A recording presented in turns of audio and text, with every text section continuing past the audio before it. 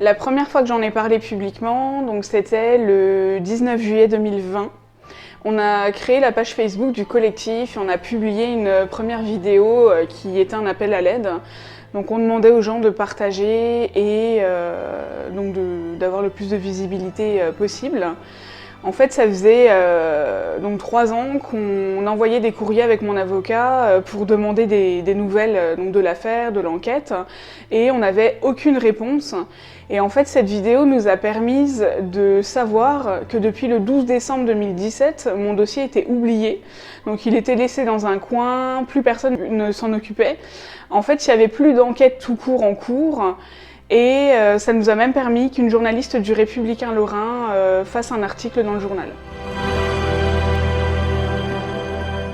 Alors en fait, la première fois que j'en ai parlé à ma famille, j'avais 13 ans.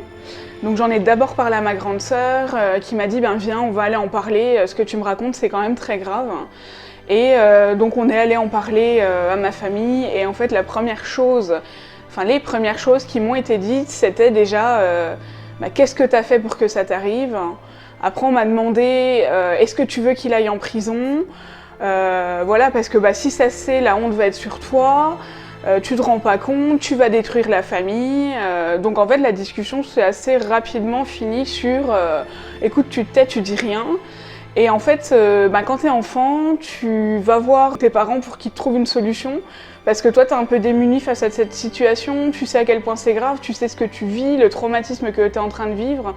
Et en fait, à ce moment-là, on te tourne le dos et on te fait comprendre que rien ne sera fait et qu'il faut que tu passes au-dessus de ça et que ça restera comme ça et c'est très très dur à vivre, ton monde s'écroule carrément, quoi. Alors quand j'en ai parlé pour la première fois à ma famille, la première chose qu'on m'a dit, donc on va prier pour toi. Donc on a prié pour moi et on m'a dit il faudra que tu pries assidûment pour que tu passes au-dessus. Et des années de prière après et puis beaucoup de culpabilité et beaucoup de honte, ça n'a pas fonctionné. Hein. Tu te reconstruis pas en priant. Bon après ça c'est les croyances de chacun, mais en tout cas pour moi ça n'a pas fonctionné. Face à ce traumatisme-là, il faudra encore 9 ans, une grosse dispute familiale en fait pour que j'en reparle. C'est un soir où donc j'ai fait une tentative de suicide où c'est mon mari qui m'a amenée chez le médecin traitant. Elle m'a dit écoute il faut que tu te fasses suivre parce que ça va pas du tout. Là j'ai réalisé donc en étant suivie, en voyant des spécialistes que c'était absolument pas de ma faute et que en fait j'avais affaire à des gens donc qui ne voulaient absolument pas que ça se sache. Et d'ailleurs quand j'ai informé ma famille que je voulais porter plainte, ils sont chacun à leur tour, pour ceux qui le soutenaient, venus me voir en me disant « tu te rends pas compte, tu vas détruire la famille, tu vas détruire nos vies, tu vas détruire nos carrières potentielles, il faut surtout pas que tu fasses ça ». Donc il y a au départ 3-4 personnes de ma famille qui m'ont dit « non, on va porter plainte, ce qui t'est arrivé c'est très grave ». Donc j'ai créé le collectif Les mots du silence. Donc pour faire entendre ma voix et celle des autres victimes. Il faut savoir qu'on me dit souvent que je suis courageuse par rapport à tout ce que j'ai vécu, par rapport au combat que je mène. Et en fait, les gens ne se rendent pas du tout compte que c'est pas du courage, c'est que tu n'as pas le choix. J'avais 2 choix qui s'offraient à moi et en fait toutes les victimes ont exactement les mêmes choix. C'est agir ou mourir. Moi, j'ai fait le choix d'agir. Il faut savoir que des victimes feront souvent le second choix. Et c'est pour ça qu'on n'entend pas forcément ce qu'elles ont à dire. En fait, elles n'ont pas cette possibilité d'en parler. Et moi, on m'a pas laissé la possibilité d'en parler, mais j'ai décidé de franchir les obstacles un par un, quoi qu'il arrive. Quand cet homme a décidé de me faire ça, il savait très bien qu'il s'en prenait à une enfant et il savait très bien qu'il démolissait une vie. Pour moi, il n'y a pas de doute possible. Donc ma famille et mon histoire, ça représente tout à fait la société actuelle qui en fait ne te donne pas la possibilité de parler. Il faut savoir que quand tu décides d'en parler, quand tu décides de porter plainte, tu réalises pas du tout tous les obstacles que tu vas avoir à franchir. Si bien que même si ta famille te croit, parce qu'ils savent que c'est vrai, ils vont pas forcément te soutenir et ils vont pas forcément le dire. Et la justice va pas forcément te soutenir non plus parce que, par exemple, ils vont te dire « Non mais attendez, madame, vous arrivez 15 ans trop tard ». Donc en fait, la création du collectif a permis que l'enquête soit relancée en décembre 2020. Donc maintenant, on attend les résultats de l'enquête.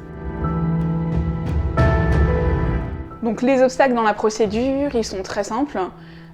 Déjà, mon agresseur est apparemment en mauvaise santé. Et la justice me dit que je suis arrivée 15 ans trop tard et qu'il n'y a plus de preuves en fait. Que voilà, on ne peut pas prouver ce que je dis. Et quand vous avez des membres de votre famille qui en fait savent que c'est vrai et qu'ils ne témoignent pas en le disant, bah, c'est encore plus compliqué parce que forcément, il y a des témoignages contradictoires. Voilà, vous n'êtes pas forcément soutenu, donc c'est très très compliqué. Et en fait, même si la justice veut tout faire pour régler ce genre de problème, ben, malheureusement, il n'y a pas grand-chose qui est mis en place pour que ce soit fait. Parce que je ne suis pas la seule, où les procédures sont beaucoup trop longues. Il faut savoir que c'est très traumatisant comme procédure. Par exemple, moi, mon dossier est resté 3 ans dans un coin, oublié, où personne ne s'en occupait. Et si moi, j'avais lâché, en fait, le dossier serait au point mort encore actuellement. Moi, ce que j'espère, c'est vraiment que la justice fasse son travail. Déjà aussi que mon agresseur ne meure pas avant le procès, parce qu'il y a quand même 4 ans et demi qui sont passés maintenant, depuis ma plainte. Et pareil, je veux pas d'un procès rapide, je veux pas qu'on règle mon histoire rapidement. Je veux vraiment que l'enquête soit faite sérieusement. Et pareil, je veux pas non plus qu'il soit jugé comme s'il avait commis un délit. Voilà, la pédophilie, c'est un crime, c'est quand même très très grave. Donc faut vraiment pas que ce soit jugé ni rapidement, ni comme un délit. Je pense que ce qu'on peut me souhaiter en premier, c'est déjà que mon agresseur ne meure pas avant le procès et que justice soit réellement rendue. Après, ce que je peux demander aux gens, c'est de partager cette vidéo parce que c'est comme ça que la première fois on a réussi à avancer. Donc c'est grâce à vous, c'est grâce au collectif. Donc aujourd'hui, voilà, si vous pouvez juste faire ça pour moi. Et après, si vous voulez me contacter, il y a l'adresse mail qui s'affichera à la fin de la vidéo. Merci beaucoup.